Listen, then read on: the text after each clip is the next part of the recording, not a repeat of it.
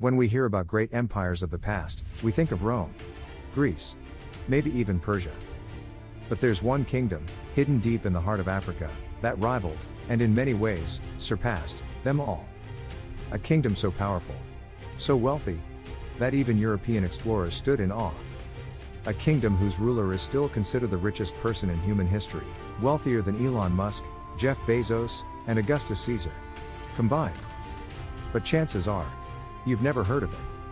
This is the story of the Mali Empire, an African kingdom that flourished while much of Europe was drowning in the Dark Ages. And today, we reclaim its legacy. Part 1, The Rise of Mali. The Mali Empire was born in the 13th century, in what is now West Africa. Its founding king, Sundiata Keita, transformed a collection of warring tribes into one of the most powerful empires the world had ever seen. At its peak, Mali stretched across modern-day Mali, Senegal, Gambia, Guinea, Ivory Coast, and beyond, larger than the entire Holy Roman Empire. But it wasn't just land that Mali possessed. It controlled something far more valuable: gold. By the 14th century, Mali was producing more than half of the world's gold supply. Its cities were bustling centers of trade, science, religion, and education. And at the center of it all was a king unlike any other. Part 2, Mansa Musa, the richest man who ever lived. In the year 1312, a man named Mansa Musa rose to power. He would become known not only as Mali's greatest emperor, but as the wealthiest individual in all of human history.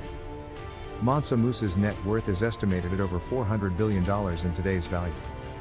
But his wealth wasn't just measured in gold, it was in influence, infrastructure, and vision.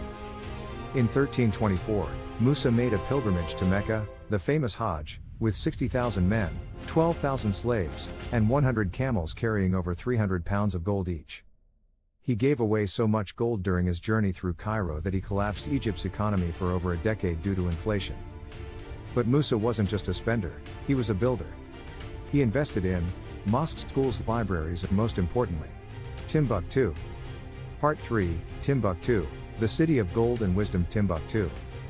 To modern ears, it sounds like a fairy tale, a faraway land that never truly existed. But centuries ago, it was the beating heart of African intellect and innovation. Under Mansa Musa and his successors, Timbuktu became home to the Sankore University, one of the world's earliest universities. Thousands of scholars studied math, astronomy, medicine, law, and Islamic theology. The city housed over 700,000 manuscripts, many of which are still being uncovered today. In a time when much of Europe was burning witches and banning books, Timbuktu was a beacon of knowledge, peace, and progress. Part 4, Why you've never heard this story. So why isn't the Mali Empire taught in schools? Why isn't Mansa Musa as well known as Caesar or Napoleon? The answer is painful, but simple.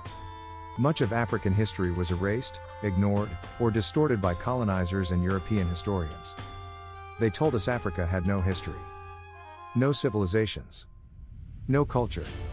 But the truth is, Africa birthed kingdoms, built empires, and led the world in wealth and wisdom long before Europe emerged from the Dark Ages. It's time to reclaim that history. The Mali Empire was richer than Rome, more enlightened than medieval Europe, more powerful than many empires that fill our textbooks.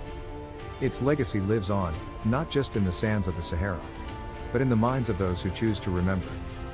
This is why Africa Reclaimed exists, to tell the stories they never wanted us to know. Drop a comment if you're learning something new. Like the video if you believe Africa's history deserves to be told. Subscribe for more powerful stories every week, and help us bring the truth back to light. Because history isn't lost. It's just waiting to be reclaimed.